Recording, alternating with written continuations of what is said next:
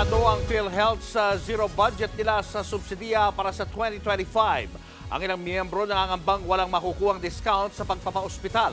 Nasa frontline ng balitang yan si Ria Fernandez.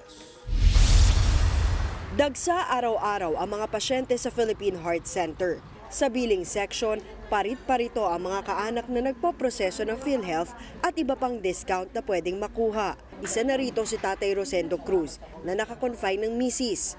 Nababahala siyang hindi makakuha ng claim matapos tanggalan ng mga mambabatas ng subsidiya ang state insurer para sa 2025.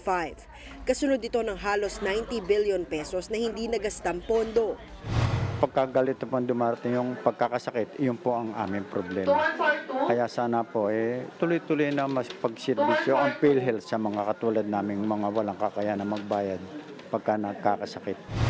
Aminado ang PhilHealth na nagulat ito sa hakbang ng mga senador at kongresista. Mapag-aralan daw sana ni Pangulong Bongbong Marcos ang national budget bago tuluyang pirmahan. Tatamaan daw kasi nito ang nasa 26 million na indirect members o yung mga mahihirap, senior citizen, PWD at iba pang wala ng kakayahang magbayad ng kontribusyon.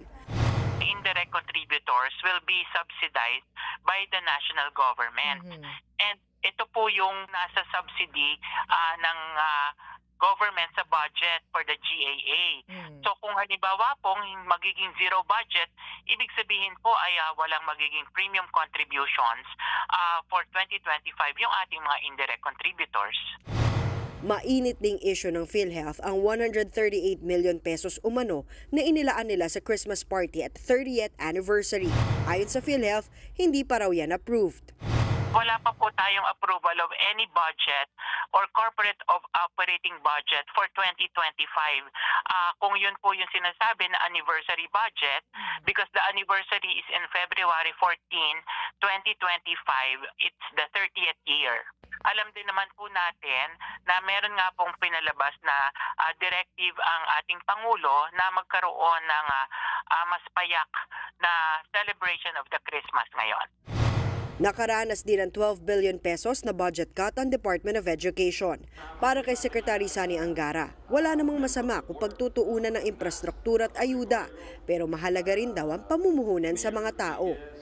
Medyo nalulungkot kami doon kasi syempre gusto natin medyo moderno yung ating edukasyon at yung ating mga teachers, yung ating mga estudyante may nagagamit ng mga makabagong teknolohiya.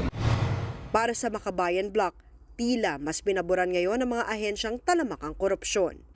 Yung mga big winners dun sa version ng BICAM, yung mga big ticket projects ng DPWH na napaka-corruption prone, lumagpas na sa 1 trillion ang proposed budget for DPWH. Una nang sinabi ng Pangulo na pipirmahan ng 2025 budget bago magpasko. Nagbabalita mula sa Frontline, Ria Fernandez, News 5. Mga kapatid, Julius Babaw po. Iba na ang may alam at may pakialam sa panahon ngayon. Para sa Frontline ng mga balita, mag-follow at mag-subscribe sa social media pages ng News 5.